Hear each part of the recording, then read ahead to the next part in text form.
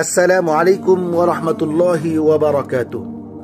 সম্মানিত মুসলমান ভাই ও বোনেরা, প্রতিটা মানুষের অন্তরে একটি আশা অবশ্যই থাকে, সেটি হলো মৃত্যুর পরে জান্নাত পাওয়ার।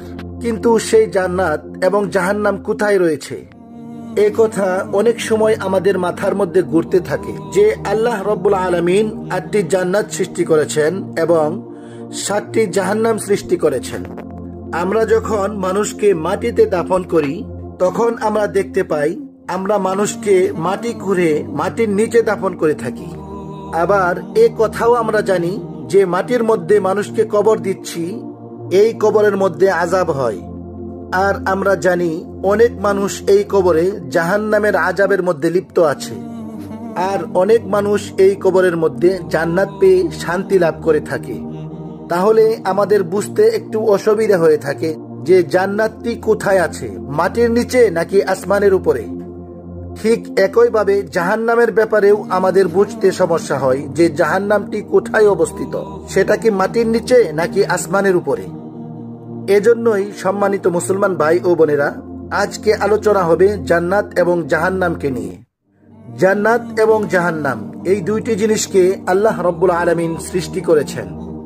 আল্লাহ রব্বুল আলামিন মানুষ এবং জিন্নাতকে হিসাব কিতাবের পর অবশেষে তাদেরকে জান্নাত এবং জাহান্নামে নিক্ষেপ করা হবে। যারা দুনিয়াতে ভালো কাজ করবে এবং আল্লাহ তাআলার হুকুম মতো জীবনযাপন করবে এবং আল্লাহর রাসূল সাল্লাল্লাহু আলাইহি ওয়াসাল্লামের সুন্নত অনুযায়ী তার জীবনকে পরিচালিত করবে, তাদেরকে আল্লাহ রব্বুল আলামিন পুরস্কার হিসেবে চিরস্থায়ী জান্নাত দান করবেন। সুবহানাল্লাহ। আর যদি কোনো মানুষ দুনিয়াতে আল্লাহ রব্বুল আলামিনের হুকুমকে অমান্য করে, আল্লাহ রব্বুল আলামিনের বিরোধিতা করে, আল্লাহ রাসূল সাল্লাল্লাহু আলাইহি ওয়াসাল্লামের আদর্শকে অমান্য করে জীবন পরিচালিত করে, তাদের মৃত্যুর পর আল্লাহ রব্বুল আলামিন তাদের জন্য জাহান্নামকে তৈরি করে রেখেছেন। তাহলে চলুন আমরা এখন জানবো জান্নাতকে আল্লাহ রব্বুল আলামিন কোথায় বানিয়েছেন এবং জাহান্নামকে আল্লাহ রব্বুল আলামিন কোথায় বানিয়ে রেখেছেন। সম্মানিত মুসলমান ভাই ও বোনেরা, আপনারা তো অবশ্যই এই কথা শুনেছেন যে আল্লাহ রব্বুল আলামিন জান্নাত তৈরি করে রেখেছেন ৮টি।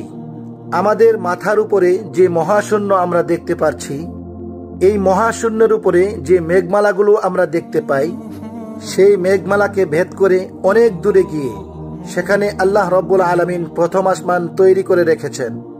প্রথম আসমানের পর দ্বিতীয় আসমান, তারপর তৃতীয় আসমান, তারপর চতুর্থ আসমান সৃষ্টি করেছেন আল্লাহ তাআলা। এইভাবে ৭টি আসমান তৈরি করেছেন।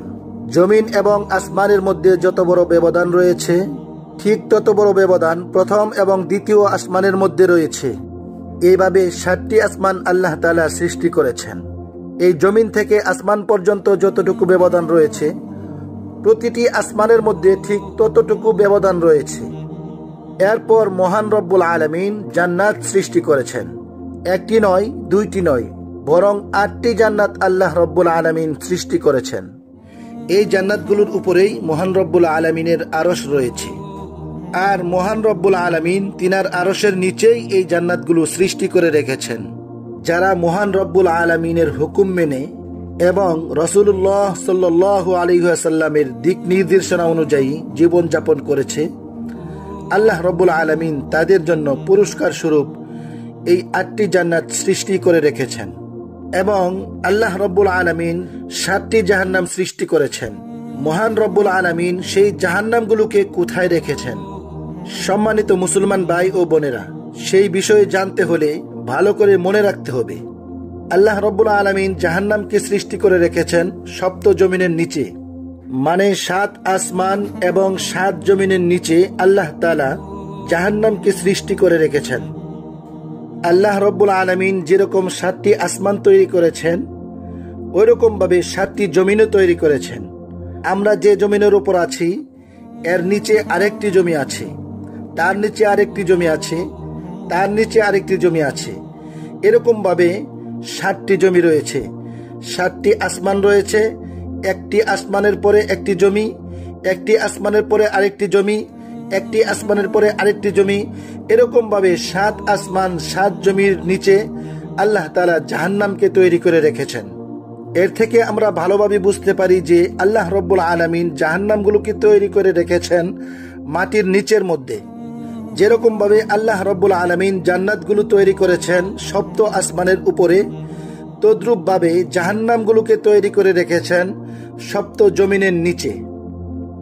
সম্মানিত মুসলমান ভাই ও বোনেরা, যখন কোনো ব্যক্তি মৃত্যুবরণ করে তখন ওই মৃত ব্যক্তির কাছে ফেরেশতারা আসে। যদি ওই ব্যক্তি জান্নাতি হয়ে থাকে তখন ফেরেশতারা এসে একটি সুন্দর খুশবুদার কাপড়ের মধ্যে ওই মৃত ব্যক্তির আত্মাটাকে জড়িয়ে নিয়ে সেই রূহটাকে আসমানের উপর নিয়ে যাওয়া হয় এবং 7 আসমান 7 জমিনের উপর যে আল্লাহ রাব্বুল আলামিন জান্নাত তৈরি করে রেখেছেন, এই জান্নাতগুলোর উপর ইল্লিয়িন নামে একটি জায়গা আছে। সেই ইল্লিয়িন নামক জায়গার মধ্যে এই সুন্দর পবিত্র রূহটাকে নিয়ে যাওয়া হয়, আর ইল্লিয়িন থেকে ওই রূহগুলো জান্নাতে ঘোরাফেরা করতে থাকে। ঠিক একইভাবে যে সমস্ত লোক জাহান্নামী হবে তাদের মৃত্যুর সময় তখন ফেরেশতারা এসে ওই অপবিত্র আত্মাটিকে একটি নোংরা কাপড়ের মধ্যে জড়িয়ে সিজ্জিন নামক একটি জায়গা আছে, সেই জায়গার মধ্যে এই রূহটাকে ফেলে দেওয়া হয়। আর এই সিজ্জিন নামক জায়গাটি আছে জাহান্নামের তলার মধ্যে। সম্মানিত মুসলমান ভাই ও বোনেরা, আপনারা অবশ্যই এই আলোচনার পর বুঝতে পেরেছেন যে আল্লাহ রাব্বুল আলামিন জান্নাতকে সৃষ্টি করেছেন 7 আসমান এবং 7 জমির উপরে, এবং জাহান্নামকে সৃষ্টি করেছেন 7 আসমান 7 জমির নিচে। প্রতিটি মুসলমানের অন্তরে একটি আকাঙ্ক্ষা, একটি ইচ্ছা, সেটা হলো মরার পরে কিভাবে জান্নাত লাভ করা যায়, এবং মরার পর যেন আল্লাহ তাআলা আমাদের সবাইকে জাহান্নাম থেকে মুক্তি দেন। মরার পরে যদি আমরা আল্লাহ রাব্বুল আলামিনের কাছে জান্নাত লাভ করতে চাই এবং জাহান্নাম থেকে মুক্তি চাই, তাহলে দুনিয়াতেই আল্লাহ রাব্বুল আলামিনের হুকুম মেনে এবং রাসূলুল্লাহ সাল্লাল্লাহু আলাইহি ওয়াসাল্লামের তরিকা অনুযায়ী আমাদের সবাইকে জীবনযাপন করতে হবে এবং ওই পথ অবলম্বন করতে হবে যে পথে চললে আমরা আল্লাহ তাআলার জান্নাতে যেতে পারবো, এবং যে পথে চলার জন্য রাসূলুল্লাহ সাল্লাল্লাহু আলাইহি ওয়াসাল্লাম আমাদেরকে আহ্বান করেছেন এবং আমাদেরকে দেখিয়ে দিয়েছেন জান্নাতের পথ। ওই পথ আমাদেরকে ছেড়ে দিতে হবে যে পথে চললে আমরা জাহান্নামের দিকে ধাবিত হব। আল্লাহ রাব্বুল আলামিন আমাদের সবাইকে সিরাতুল মুস্তাকিমে চলার মতো তৌফিক দান করুন। আমিন। আসসালামু আলাইকুম ওয়া রাহমাতুল্লাহি ওয়া বারাকাতুহু।